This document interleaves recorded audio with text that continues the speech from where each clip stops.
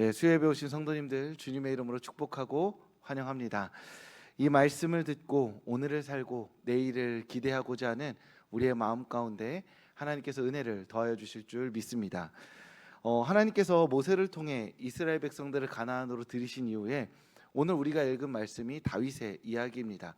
그래서 다윗의 이야기를 본격적으로 하기에 앞서서 이 중간 과정의 이스라엘의 역사 가운데 하나님께서 나타내신 뜻을 함께 살펴보는 시간을 갖고자 합니다. 하나님께서 모세를 통해 이스라엘 백성을 가나안 땅에 들여 보내셨죠. 그렇게 들어간 이들이 바로 출애굽 광야 2세대라 불렸던 사람들입니다.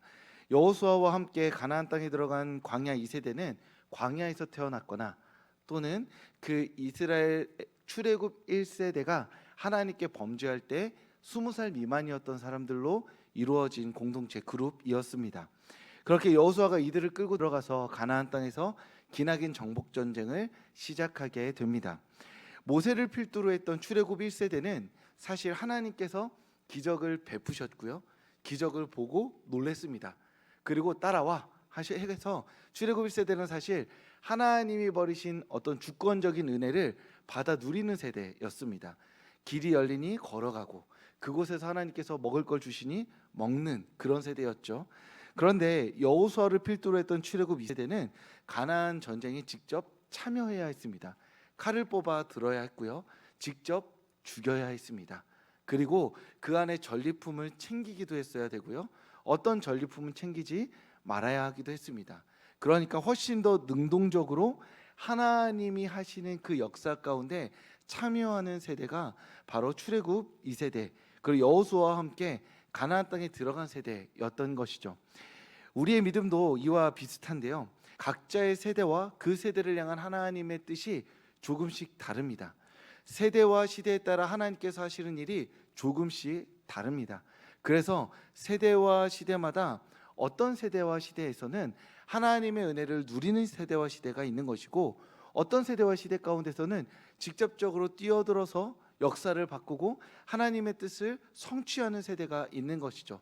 그리고 이게 번갈아 가면서 왔다 갔다 균형추를 맞추면서 이 역사 가운데 때마다 하나님이 하시는 일을 보게 되는 겁니다.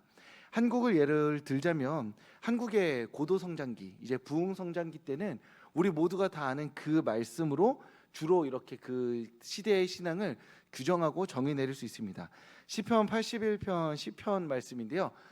이 말씀 우리 한 목소리로 읽겠습니다. 나는 너를 애굽 땅에서 인도하여 낸 여호와 내 하나님이니 내 입을 크게 열라 내가 채우리라 하였으나. 아멘.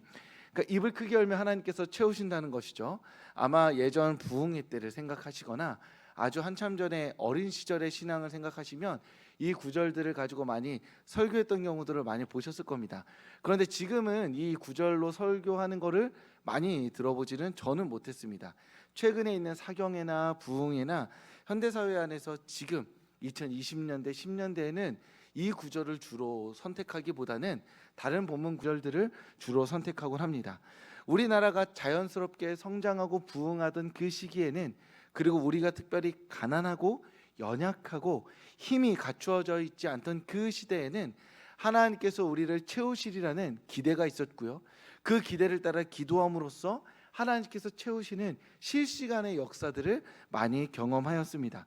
그래서 불가능과 한계 속에서 하나님께서 먹이시고 입히시고 채우셨던 어떤 기적 같은 간증담들이 그 시대와 세대 속에 많이 이렇게 회자되곤 했던 것이죠.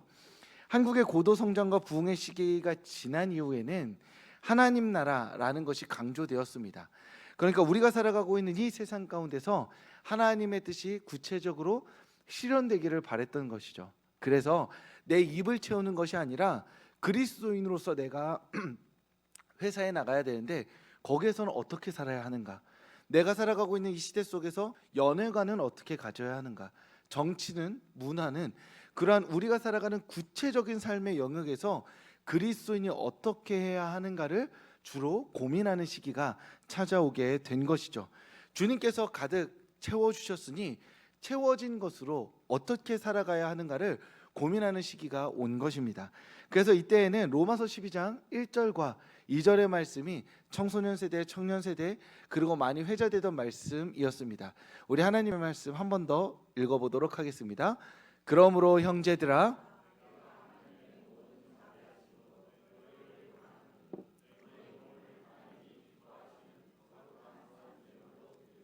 이는 너희가 드릴 영적 예배니라. 아멘. 즉 우리가 살아가는 이 세상 가운데 이 몸으로 무엇을 해야 하는가를 고민하는 시대였던 것이죠. 시대와 세대에 따라서 그 고민이 달라지고 기도 제목이 달라지고 그리고 성경 본문, 주된 성경 본문이 달라지는 것처럼 우리 인생의 계절이 바뀌어 나갈 때에도 그렇게 우리가 그 다양한 상황 속에서 만나는 하나님이 조금씩 달라집니다. 10대와 40대와 70대가 같은 고민과 같은 기도 제목을 가지고 기도할 수는 없는 것이죠. 제가 20대 때에는 한 찬양 집회를 가면 40분을 방방 뛰었습니다. 시작부터 끝날 때까지 계속 뛰어요. 그럼 그때는 이렇게 뛰는 게 힘들거나 부담된다는 건지 몰랐습니다. 뭐 어디까지 했었냐면 이렇게 그 큰 어떤 그 체육관 같은 데 모이면요, 중간쯤 되면은 기차놀이를 해요. 찬양을 막 틀어놓고 한 노래를 계속 합니다. 그러면은 이제 사람들이 거기 안에 있는 몇백 명의 사람들이 서로 어깨에 이렇게 손 올리고 그 체육관을 한 바퀴 도는 거예요. 꼬리 물기 하듯이. 그렇게 한 40분 찬양하고 설교 이제 뭐 1시간 20분 하시는 거예요. 그러면 이제 한 초반에 한 20분 졸다가 또 중간에 또 아멘 하다가 또 중간에 하다가 이렇게 한 2시간 정도를 청년 때는 땀 뻘뻘, 여름에 에어컨도 안 나오는데 그렇게 보냈습니다. 아마 성도님들께서도 왕년에 부흥회 때 몇 시간씩 기도하던 시절이 생각나실 거예요. 그런데 지금 그거 다시 하라고 하면 저는 지금 못 하겠습니다. 이렇게 뛰면 두통이 올 것 같아요. 왠지 모르겠는데 머리부터 아프고 무릎도 아파서 뛰기 시작하는 거 한 5분은 뛰겠는데 뛰면서도 이거 내가 계속 할 수 있을까? 좀 고민이 될 것 같습니다. 아주 단순한 예지만 10대가 가진 그리고 40대 때가 70대 때가 가진 고민과 긴장과 갈등이 다 다를 수밖에 없죠. 하나님은 그 시대와 세대와 인생의 계절을 따라 말씀하시고 은혜를 베풀어 주시는 분이라는 겁니다. 한창 돈을 벌고 사회생활할 때 그리고 은퇴 이후의 삶은 그 고민과 기도 제목이 다를 수밖에 없죠. 내가 매달 월급 생활을 하고 있을 때에는 선교에 대한 설교를 들었을 때에도 어떻게 하면 선교사님을 더 많이 보내고 후원할 수 있을까? 내가 지금 힘이 있을 때 선교를 대하는 것과 내가 몸이 약해졌을 때 선교를 대하는 것이 차이가 있을 수밖에 없는 겁니다. 어떤 것이 선하고 어떤 것이 악하고 옳고 그른 것이 아니라 내 인생의 계절에 하나님께서 주시는 각자의 부담이 다른 것이죠. 몸이 건강할 때와 아플 때도 다르죠. 내가 몸이 건강할 때 주님 앞에 손들고 주님 제가 여기 있습니다. 나를 받으소서 하면서 어디든 가겠습니다 라고 고백하는 거랑 내 허리도 아프고 무릎도 아픈데 주님 앞에 손들고 주님 보내시면 가겠습니다 라고 말할 때 근데 이렇게 무릎 아프고 허리 아파서 주님께 폐가 되는 건 아닌지 모르겠습니다 라고 고민하는 게 결이 다르다라는 거예요. 그런 의미에서 시대와 세대 그리고 우리가 살아가는 인생의 계절마다 찾아오시는 하나님의 모습이 다릅니다. 하나님이 다른 게 아니라 우리의 삶의 계절이 다른 하나님을 만나게 하는 것이죠. 그런 의미에서 10대 때는 이해하지 못했던 40대를 40대 때는 이해하지 못했던 10대를 또 젊은 시절은 이해하지 못했던 그 노년의 삶을 노년 때는 이해하지 못했던 젊은이들의 삶을 우리는 세대마다 이해하고 받아들이고 경험하면서 성숙해가는 사람들이라는 겁니다. 그런 의미에서 신앙의 성숙은 10대 때 한순간에 뜨겁게 불타올라서 완성되는 것이 아니라 10대와 40대와 70대를 지나며 건강할 때와 약할 때를 지나며 돈을 벌 때와 은퇴 이후의 삶을 살아가며 그 풍성한 인생의 사계절을 모두 경험하면서 서로를 이해하고 내 삶을 받아들이고 그 모든 시간 안에서 각자의 때마다 말씀하시는 하나님을 만나는 것이 신앙의 성숙인 줄 믿습니다. 그러니 오늘 우리는 우리의 인생의 계절에 맞게 하나님을 만나고 있는 것이죠. 나는 오늘 뜨겁게 확신하는 시간일 수 있고 또 어떤 순간에는 차갑게 식어버린 마음일 수도 있는 겁니다. 하지만 하나님은 이 모든 시간을 통해서 우리를 신앙의 성숙으로 이끄시고 다음에 우리와 같이 고민하며 주님 앞에 흔들리는 사람들을 하나님 앞에 세우시기 위해서 우리의 모든 경험과 마음들을 사용하여 주실 줄 믿습니다.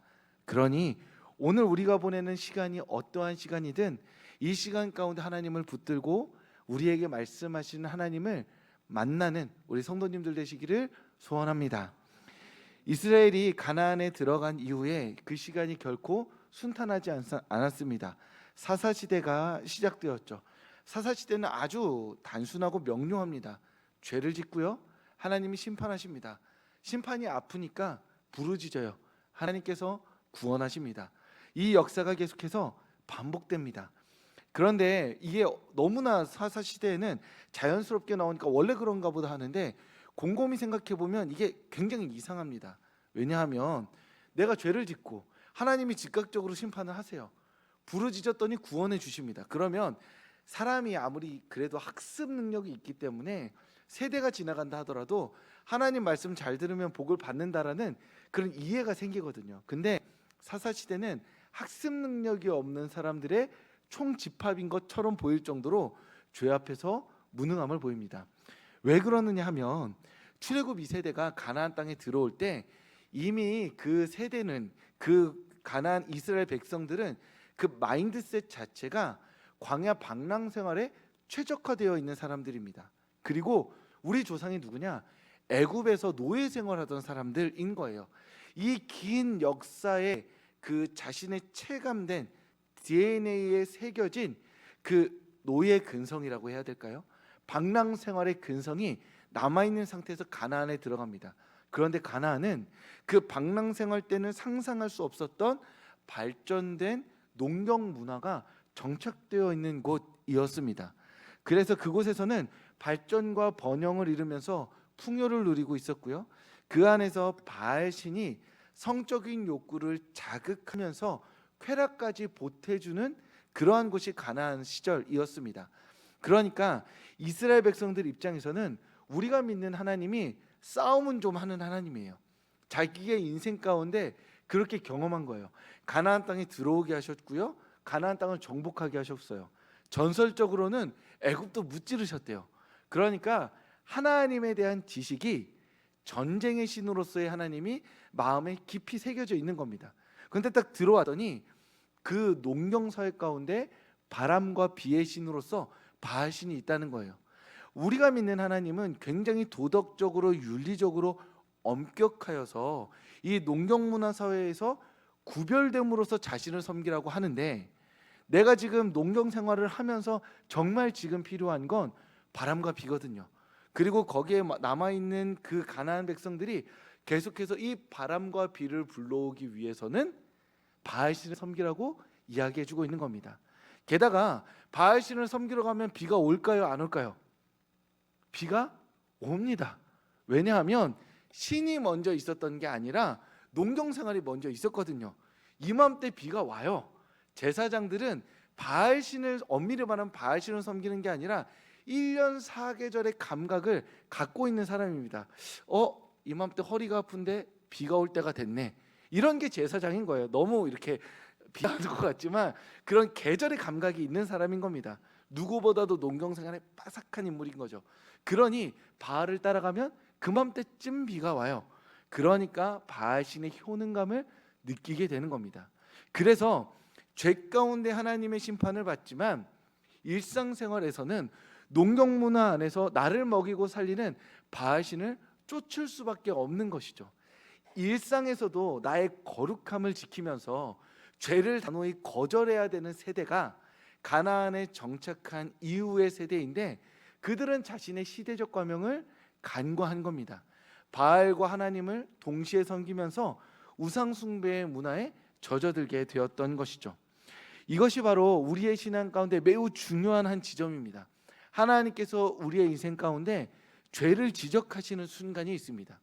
평소에는 죄 같지 않게 여겨졌던 어떠한 것들을 말씀을 통해서든 다른 사람의 이야기를 통해서든 죄로 느껴지게 만드시는 순간이 있습니다. 그때 그 죄와 절연해야 하는 것이죠. 단호하게 결단을 내려야 하는 것입니다. 하나님께서 우리에게 말씀하실 때 내 인생에서 죄와 치열하게 싸워서 죄 가운데서 나의 뜻을 세우고 하나님의 뜻을 내 인생의 뜻으로 받아들여야 되는 그 순간이 있는 것이죠. 그럴 때 하나님 앞에 단호하게 살아낸 그 거룩한 삶을 평생 마음에 품고 때마다 나의 유혹 가운데서도 그때 하나님 앞에 죄를 끊어냈던 경험을 가지고 승리의 경험을 가지고 하나님 앞에 거룩한 삶을 살아갈 수 있는 것입니다. 그런데 하나님께서 나에게 말씀하시는 그때에 그 죄와 절연하지 못하고 그 죄와 애매모호한 상태로 동거 상태에 들어가게 되면 앞으로의 일평생의 순간순간마다 내가 너무 자연스럽게 우상 숭배와 하나님 섬김을 섞여 있기 때문에 죄를 회개할 때 회개가 일어나질 않습니다. 이미 섞여 버렸기 때문에 내 삶에 어디에서부터 어떻게 죄와 끊어내야 될지를 몰라서 그냥 그렇게 맹탕인 상태로 살아가게 되는 것이 우리의 인생이 되는 것이죠. 그래서 우리는 기도하며 기다려야 됩니다. 하나님께서 내가 죄와 싸울 용기를 허락해 주시는 그 순간, 성령의 충만함으로 죄를 깨닫게 하시고 죄와 싸워서 이길 수 있겠다는 확신을 주시는 그 순간, 그래서 용기 내어서 죄 가운데 내가 죄와 절연할 수 있는 그때가 임하기를 기도하며 기다리며 은혜를 간구해야 하는 것이죠. 비록 나는 지금 죄와 내가 섞여 있어서 어디부터 죄인지 어디부터 거룩한 삶인지 분간하기 어려울 정도로 흐물흐물해진 사람이지만 언젠가 하나님께서 우리를 불러주실 것입니다. 나이와 상관없이 건강과 상관없이 때와 상관없이 하나님 앞에 진실되게 죄로부터 거룩해지기를 원하는 그 마음을 가진 사람의 기도를 하나님께서 들으시고 은혜를 베풀어 주실 줄 믿습니다. 그러니 하나님께 기도할 때마다 하나님, 제가 지금 죄와의 관계 안에서 흐물흐물한 사람이지만 언젠가는 바로 서게 하여 주시옵소서. 그날을 기대하며 기도하오니 하나님 저를 주님의 은혜 가운데 세워 주시옵소서. 그렇게 하나님께 믿음으로 기대하며 믿음 가운데 살아가기를 갈망하는 성도님들 되시기를 소원합니다. 제가 대학생 때 그 선교단체에서는 대학교 4학년 2학기 때까지 연애하지 말라고 하였습니다. 그 전까지는 하나님을 뜨겁게 사랑하는 삶으로 인생을 주님께 바쳐야 된다고 해서 연애하지 말라고 그렇게 강조하였습니다. 이제 그 선교단체에 들어가면 그때부터 4학년 2학기 때까지 고민이 시작되는 거예요. 사랑이 찾아오지 않으면 다행입니다. 그런데 사랑이 찾아와 버리면 굉장히 큰 문제가 발생하게 되는 것이죠. 그때부터 내적 갈등이 일어나는 거예요. 그때는 그걸 지키냐 마느냐가 중요한 건 줄 알았어요. 근데 지나고 나니까 사실 지키냐 마느냐가 중요한 게 아니라 20대 청년 때에 하나님 위해서 사랑도 미뤄보겠다고 결단하는 그 마음이 중요하다는 거죠. 혹시나 사랑이 찾아와 버리면 어떡해요? 너무 예쁜데 너무 사랑스러운데 그냥 사랑에 ぴ 빠져버리면 사랑하는 거죠. 그래서 결혼하면 너무 좋은 일이죠. 근데 중요한 거는 단 한 번이라도 하나님 앞에서 야, 좀 그런데?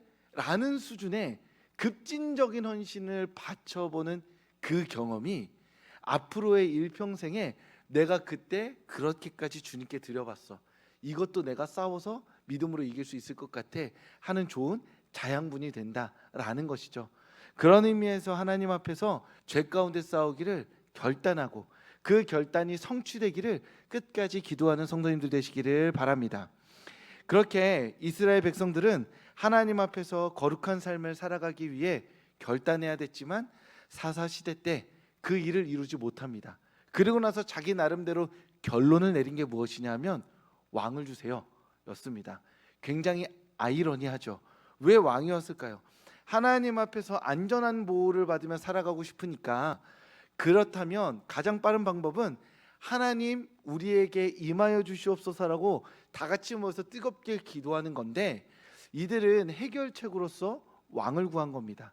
왜냐하면 그 당시에 사사시대 때는 이스라엘 지파가 12지파로 좀 느슨하게 이렇게 서로 연결되어 있는 동맹체였습니다. 그래서 좀 멀리 떨어진 그 지파들은 그 가까운 지파는 도와주는데 멀리 떨어진 지파는 좀 안 도와주는 경향이 있었어요. 그리고 에브라임 지파처럼 이렇게 소위 말하면 힘이 센 지파, 방귀 좀 끼는 지파는 전체적으로 지파들에게 영향력을 행사하면서 도움도 많이 받고 도움을 주기도 하였지만 단지파처럼 이렇게 좀 작고 약한 지파들은 자신들의 문제를 다루기도 힘든 경우들이 많이 있었습니다. 그런데 문제는 뭐냐면 여기서부터 등장하는 게 블레셋이라는 그런 약탈 집단입니다. 이스라엘 지파의 그 땅 왼쪽 서편에서 어디서 나왔는지는 몰라요. 역사적으로 왜 등장했는지 모르는데 그 해변가에 있는 사람들이 모여서 약탈을 시작합니다. 때마다 일마다. 그래서 이스라엘 지파들 입장에서는 지파가 이 집단적인 약탈 집단을 상대하기 어려우니 왕을 구하게 됐던 것이죠. 다른 나라도 옆에 다 왕이 있던데요. 왕이 함께 모여서 힘을 모아 싸우면 이길 수 있을 것 같은데요 라는 기대감을 마음에 품었던 것입니다. 그래서 하나님은 그들에게 왕을 세워주시죠. 그러면서 하나님 말씀하십니다. 사무엘상 8장 7절 말씀인데요, 왕을 세워주면서도 이렇게 말씀하세요. 함께 읽겠습니다. 백성이 내게 한 말을 다 들으라. 나를 버려 자기들의 왕이 되지 못하게 함이니라. 아멘. 왕을 달라는 것은 이미 하나님이 왕인데 왕을 또 달라는 것은 하나님 말고 인간 왕을 주세요. 인간 왕이 다스려서 물리적으로 지금 당장 우리에게 효능감 있는 어떤 특정 대상을 허락해 주세요 라고 말하게 된 것입니다. 하나님은 왕을 허락해 주시죠. 그 첫 번째 왕이 사울입니다. 사울은 굉장히 비극적인 인물이에요. 힘도 세고요, 전쟁도 잘했습니다. 그런데 믿음이 없었습니다. 자신의 스승인 사무엘을 믿었어야 되지만 사무엘의 말을 믿지 못하고 자신의 뜻대로 행하다가 하나님께 버림받습니다. 자신의 오른팔인 다윗을 믿었어야 했지만 다윗을 믿지 못해서 정신 이상자처럼 행동하는 모습을 보여주게 되죠. 하나님을 믿었어야 됐지만 하나님을 믿지 못해서 점쟁이한테 찾아가서 죽은 사무엘을 살려달라라고 말합니다. 그리고 끝에는 블레셋과의 전투에서 패배했을 때 다시 일어나게 하실 하나님을 믿었어야 되는데 그 하나님을 믿지 못하고 스스로 목숨을 끊기까지 합니다. 분명 왕을 세워달라고 해서 하나님께서 사울 왕을 세워주셨는데 사울은 철저히 실패하는 왕이 되어버리고 말죠. 그럼에도 불구하고 하나님께서 왕을 허락하신 이유가 바로 오늘 우리가 읽은 그 말씀의 인물 다윗으로 말미암음입니다. 하나님은 다윗이라는 사람을 통해서 진짜 인간 왕을 보내주심으로써 너희가 왕을 통해서 하나님의 왕되심을 상상하고 갈망하게 해주신 겁니다. 우리가 이 세상을 살아가면서 파편적인 행복들을 막 누리게 되거든요. 그러면 그 파편적인 행복들을 누리면 어떻게 되냐? 진짜 정말로 마르지 않는 정말 깊고 진실한 행복이 있다는 것을 깨닫게 되고 목말라 하게 됩니다. 그게 바로 천국의 행복이죠. 내가 이 세상에서 행복을 누리면 누릴수록 하나님께서 영원토록 나에게 누리게 하실 그 행복이 얼마나 클지를 상상하며 하나님을 기대하는 것이 그리스도인이라는 것이죠.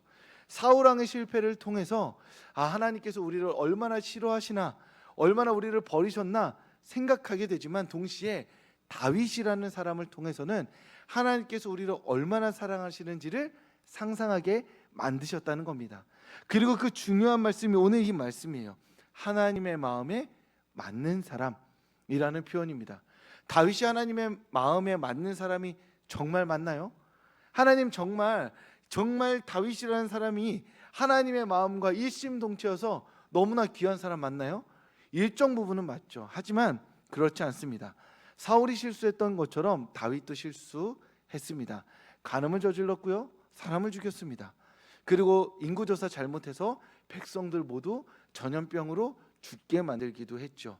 노년에는 아들에게 쿠데타를 당하기도 했고요, 거의 분별력을 잃어서 실수하는 경우들도 많이 보여줍니다. 그런데 왜 사울은 실패하고 다윗은 하나님이 세우신 왕으로서 하나님의 마음에 맞는 사람이 된 걸까요?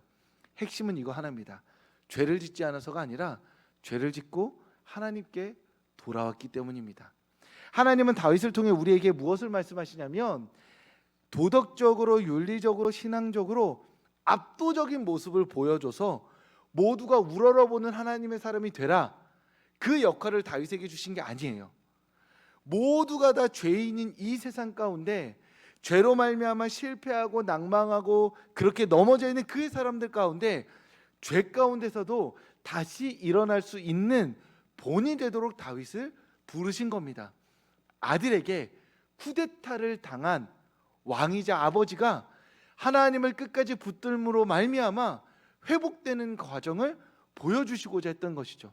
그래서 이 이야기를 통해 모든 자녀로부터 상처 입은 부모들이 하나님을 의지함으로 말미암아 위로받기를 원하셨던 것입니다.